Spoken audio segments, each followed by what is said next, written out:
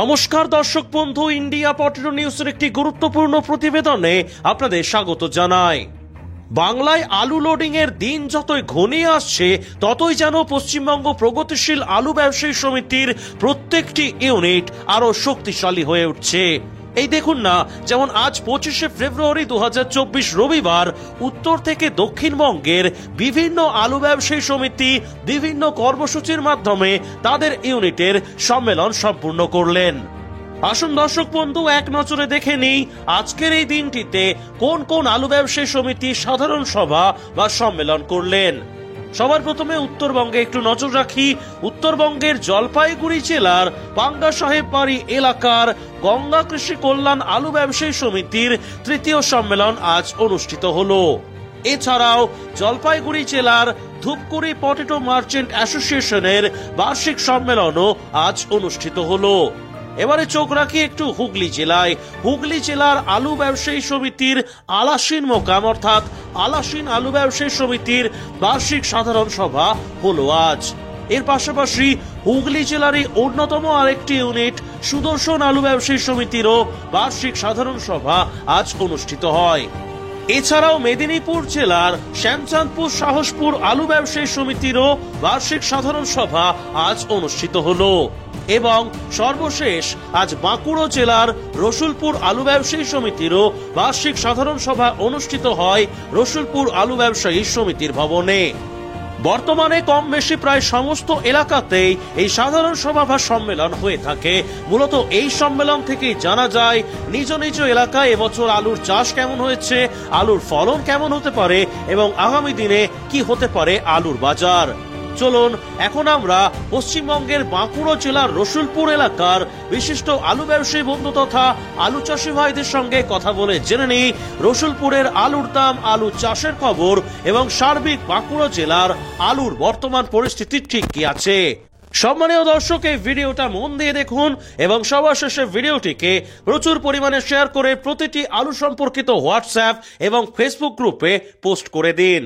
চ্যানেলে নতুন হলে চ্যানেলটি সাবস্ক্রাইব করবেন এবং ফেসবুক পেজটিকে ফলো করে নেবেন। আমার নাম বিনয় কুমার পাত্র। আমি বর্তমানে এই ইউনিটের উপদেষ্টা এবং জেলা ও রাজ্য কমিটির সদস্য। আলু ব্যবসায়ী সমিতি ও স্টোর মালিক অ্যাসোসিয়েশনের দ্বিপাক্ষিক যে বৈঠক 1 মার্চ হিমঘর খোলার সিদ্ধান্ত হয়েছিল, তো বিভিন্ন জায়গায় ইতিমধ্যে হিমঘর খুলে গেছে। তো হিমঘর বন্ধ করতে সমিতির কি পদক্ষেপ নেওয়া উচিত, আপনি কি মনে করছেন?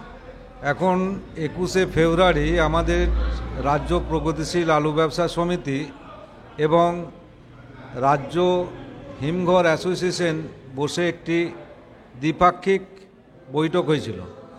সেই বৈঠকে আমাদের রাজ্য প্রগতিশীল আলু ব্যবসা সমিতি অনড় ছিল যে কোনোভাবেই 1 মার্চের আগে হিমঘর খোলা যাবে না। কিন্তু দুর্ভাগ্যের বিষয় আমরা দেখলাম যে বর্ধমান জেলার কোল্ড স্টোরেজ ওনার্স অ্যাসোসিয়েশনের পক্ষে যারা স্বাক্ষর দিয়েছেন তারা হিমঘরটাকে কেন 1 মার্চের আগে খুলল সেটা আমরাও বিভ্রান্ত হয়ে পড়েছি। আমাদের রাজ্য সভাপতি বাঁকুড়া জেলা থেকে যাকে আমরা পাঠিয়েছিলাম, আমাদের মত একটাই ছিল যে আমরা 1 মার্চের আগে কোনোরকমভাবে হিমঘর খুলব না। সেটা ওনার বার্তা এবং রাজ্য প্রগতিশীল আলুর বার্তাকে আমরা সহমত পোষণ করেছিলাম। কিন্তু দুর্ভাগ্যের বিষয় বর্ধমান কোল্ড স্টোরেজ ওনার অ্যাসোসিয়েশনের পক্ষে যারা স্বাক্ষর করেছিলেন তারাই হিমঘরটা খুলেছে। এই মতো অবস্থাতে আমরা কি করব, আমরা নিজেরাই ভেবে উঠতে পারছি না যে কিভাবে বন্ধ করব।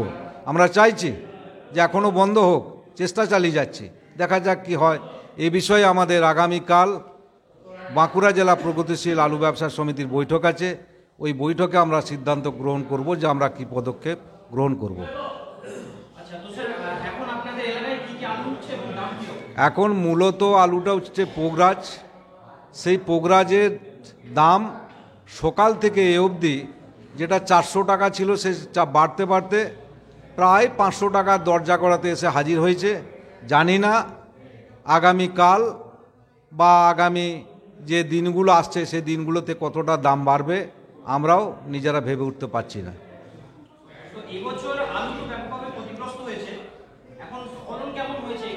আমাদের এই যে বেলটা আছে বর্ধমান আপনার ওই কৃষক সেতু থেকে শুরু করে মানে পলিমপুর যেটা বলে, পলিমপুর থেকে শুরু করে আমাদের একদম রাঙামাটি বাঁকুড়া জেলার সোনামুখী, আর আমাদের যে বেল্ট আছে সেই বেল্ট বিশেষ করে আমাদের ভগবতীপুর, শালখারা ইত্যাদি ইত্যাদি বেলগুলোতে আমরা দেখতে পাচ্ছি পোগরাজ 4টে থেকে 5টা পর্যন্ত পোগরাজ হচ্ছে, জ্যোতি এখনও তেমন পর্যন্ত ওঠেনি।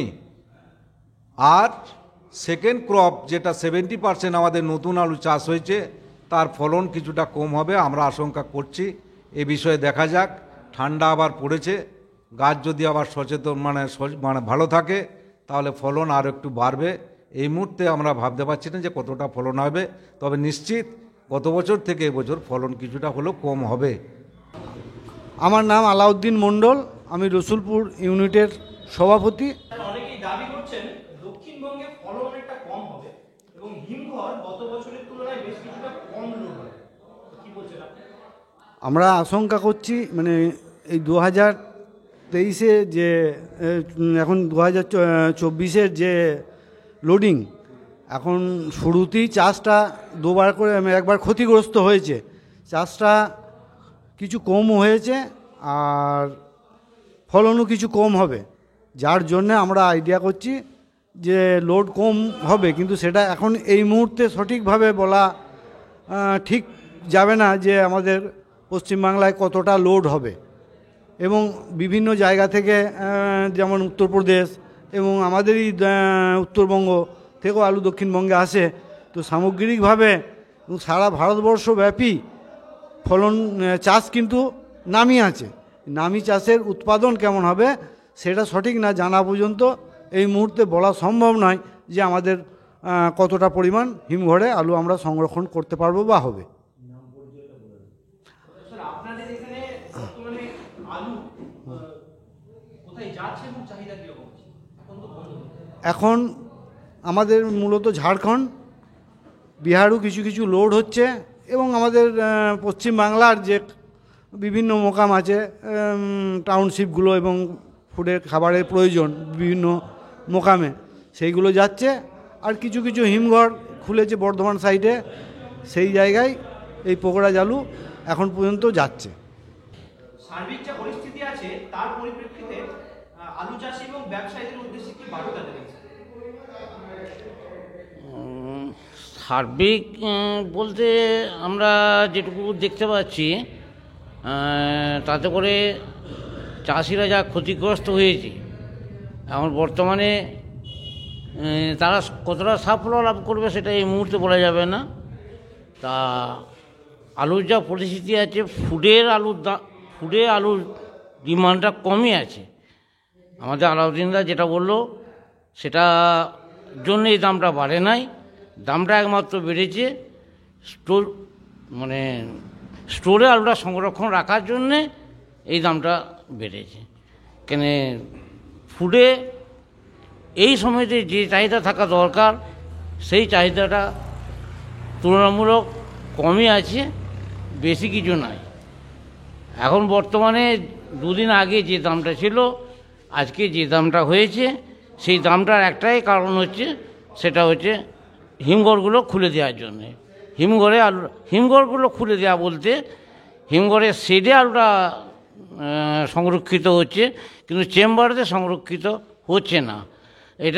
এর জন্যে স্টোর মালিককে দায়ী করার থেকে আমি বলবো, বিশেষ করে আমরা ব্যবসাদারই ভেবেছি যে আমি যদি আগে আলুটা ফেলি তাহলে হয়তো আমি অনেকটাই লাভবান হব। সেই হিসেবে স্টোর মালিককে প্রেশার দিয়েই আমি আলুটা রাখছি। এর জন্যে ব্যবসাদাররাই দায়ী, কোনো স্টোর মালিক এর জন্যে দায়ী আছে বলে আমি মনে করি না। কেন যেটা 21 তারিখে যে সিদ্ধান্ত হয়েছিল সেটা ব্যবসাদারের তুলনায় হিমঘরের মালিকরা যতটা না দায়ী, তার থেকে ব্যবসাদারাই বেশি দায়ী বলে আমি মনে করছি। আলু উৎপাদন কম হবে গত বছরের তুলনায়, 2023-এর তুলনায় 2024। আমি নিজে ব্যক্তিগত মতামতে বলছি যে আলু অনেকটাই ঘাটতি আছে। এখন বর্তমানে যে দামে পৌঁছে গেছে এটা এখনও কতটা পরিমাণে পৌঁছাবে সেটা নির্ভর করছে নামি ফসলটা ওঠার পর। আমার নাম অমিয় দে, আমি রসুলপুর ইউনিটের সম্পাদক। কয়েকদিনের মধ্যে জোর কদমে লোডিং শুরু হয়ে যাবে, পরে কত প্যাকেট করে ফলন হবে বলে মানে মোটামুটি মনে করছেন? আমাদের এরিয়ায় যে সমস্ত মাঠের পরিস্থিতি আছে তাতে পোগরাজ আলু গড় অ্যাভারেজ 80টা করে হবে, জ্যোতি আলু 70টা করে হবে। আইডিয়া আছে বিঘাপতি। আপনার কাছ থেকে জানতে চাইবো রাজ্যের বাইরে কি খবর আছে, মানে ফলন কেমন হচ্ছে বা দাম কেমন আছে? এসব নিয়ে মিশ্র প্রতিক্রিয়া আছে। এগুলো সঠিকভাবে এখনই বলা সম্ভব নয়, কেননা গ্রাউন্ড রিপোর্টগুলো সেভাবে উঠে আসেনি, আর বাইরে ভিন রাজ্যের রিপোর্ট তো কখনোই আমরা সঠিকভাবে পাইনি।